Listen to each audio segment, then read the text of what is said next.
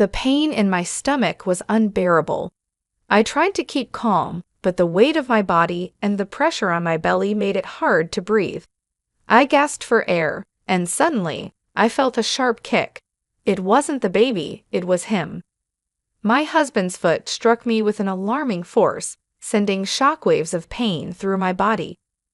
I couldn't comprehend what was happening. The man I had married, the father of my unborn child, had just kicked my pregnant belly. Panic surged through me as I struggled to understand why. Hello, my name is Madeline, and I'm 30 years old. I moved from the countryside to Denver for college and eventually found a job. I married Jake 2 years ago, and now we're expecting our first child. I met Jake at work, where he was the son of the president of one of our client companies. Jake has an older brother, Ryan, who works as a senior executive in the company and is known for his success. Rumors have been swirling that Ryan might become the next president. Though Jake isn't the heir, he has been working at the company as a senior executive, and he plans to stay in the role for a long time. At first, I wondered why someone like Jake would take an interest in me. But his persistent attention won me over, and eventually we started dating. He was kind and charming, and his family's company was stable with a long history. I found myself more and more attracted to Jake and decided to marry him. When we got married, I quit my job, influenced by a comment from my mother-in-law, Caroline. It's only natural for a woman to focus on her family after getting married, she had said. And at least until the child is 3 years old, the mother should be the one raising them. I didn't resist quitting my job because I had always been open to the idea of staying home to raise our family.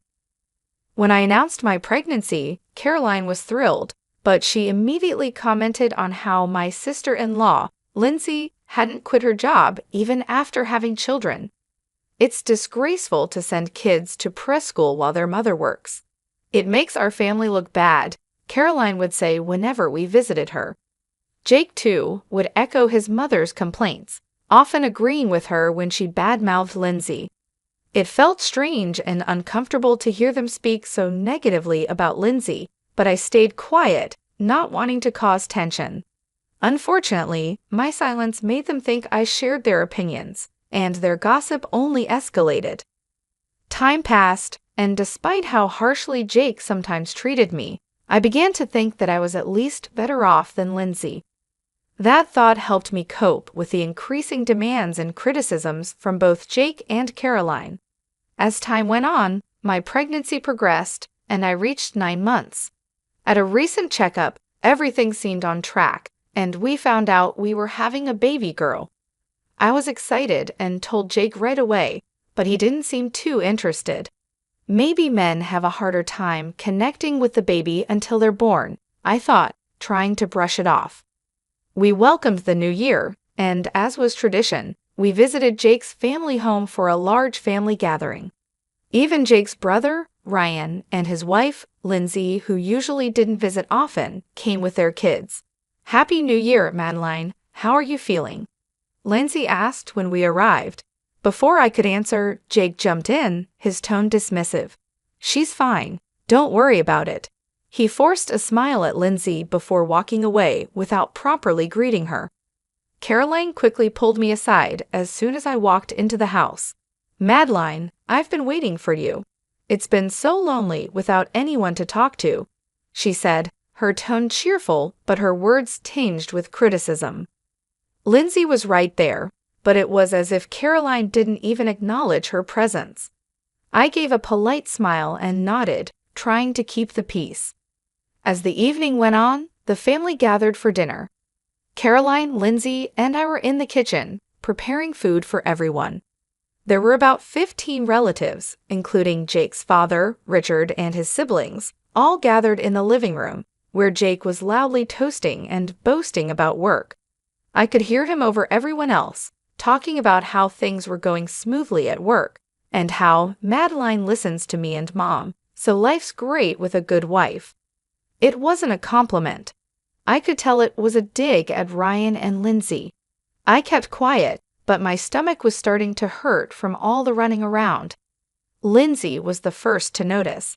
"Madeline, you've been rubbing your belly a lot. Are you okay?" she asked, her voice full of concern. Before I could respond, Caroline chimed in sharply, "Oh, you should rest if you're in pain. We wouldn't want anything to happen."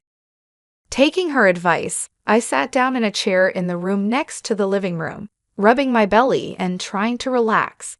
I could hear Ryan feeding his and Lindsay's son Ethan as he chatted with me from across the room. "Are you feeling okay, Madeline?" he asked. "Your health is important, especially now." "Thank you," I replied. We talked for a few minutes about parenting and what to expect after the baby was born. Ryan's stories about Ethan were both insightful and heartwarming. It was clear he was a dedicated father. "Do you know the gender of your baby?" he asked. "Yes, it's a girl," I said, smiling. "That'll be wonderful," Ryan responded warmly. But then I noticed Jake's expression darken from across the room. He stood up abruptly, his face twisted with frustration. I thought he might be heading to the bathroom, but instead, he walked straight over to me. His eyes were cold. "Why are you sitting down?" he snapped, glaring at me. "What?" I asked, confused. Without warning, Jake kicked my stomach. It wasn't a hard kick, but it was enough to make me gasp and double over in pain. I instinctively clutched my belly, the shock of his actions leaving me speechless. My heart pounded in fear, not just for me but for my baby. "What are you doing, Jake?" Ryan's voice cut through the room, filled with anger and disbelief. Jake shrugged, unfazed. "It's common sense for a wife to stand. Why is she sitting here chatting while Mom is working?" Ryan stepped forward, his tone serious. "That's too much. You need to stop this." But Jake, with an arrogant smirk, dismissed his brother's concern. "What's the big deal? It's just a girl in there. Eventually, she'll get married and leave. It's not like she'll be any use to the company." A relative's voice called out from across the room, "Hey, that's going too far, Jake." Jake laughed, completely ignoring the growing tension in the room. "I've decided not to be like those husbands who spoil their wives. If my wife's being negligent, it's my job to correct her," he said smugly. I sat there, still clutching my belly, too stunned to respond. How could the man I married say such things? As Jake walked away, still laughing, I couldn't believe what had just happened. The pain in my stomach wasn't just physical. It was the hurt and betrayal of knowing that he cared more about his mother's approval than about me or our unborn child. But then something unexpected happened. Richard, Jake's father, who had been quietly watching the scene unfold, suddenly stood up. Without a word, he crossed the room, his expression dark. Everyone fell silent as they watched him approach Jake. "What the—" Jake started, but before he could finish, Richard kicked him hard in the leg, causing Jake to stagger. The entire room gasped in shock. "You don't have a child inside you, so I'm sure you'll be just fine," Richard said coldly. "And if a child does something wrong, it's up to the father to correct him." He grabbed Jake by the collar, pulling him closer. "Dad, calm down," Ryan said, stepping in to stop his father from doing more damage. "It's not worth it." But Richard's voice was stern as he looked at his youngest son.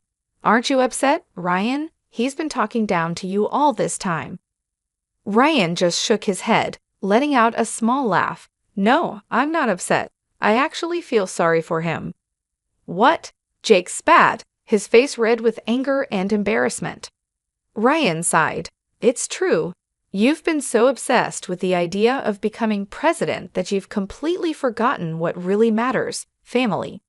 You can have the title if it means that much to you. I'm happy with my life as it is." Jake turned even redder, the humiliation of Ryan's words clear on his face. He opened his mouth as if to argue, but no words came out.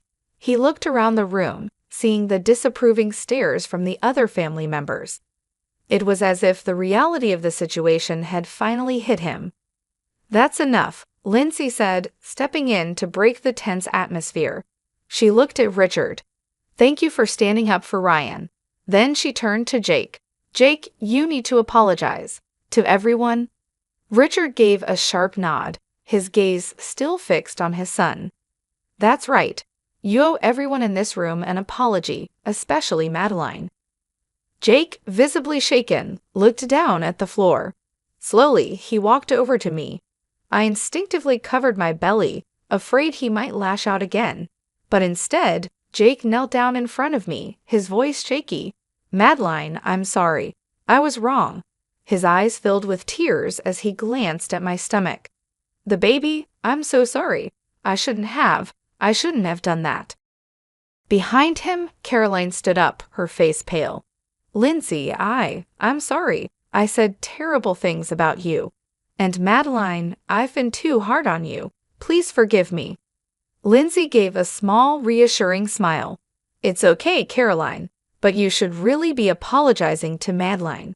She's been under a lot of pressure, and the baby doesn't need to hear these things either. Caroline nodded, turning to me. Madeline, I'm sorry. I've been unfair to you. I didn't know what to say. It felt surreal that both Jake and Caroline were genuinely apologizing, but I couldn't forget what had happened.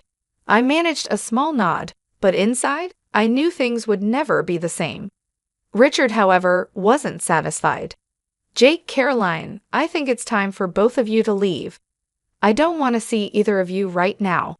His voice was stern, and there was no room for argument. Jake and Caroline, looking defeated, slowly left the room. The silence they left behind was palpable.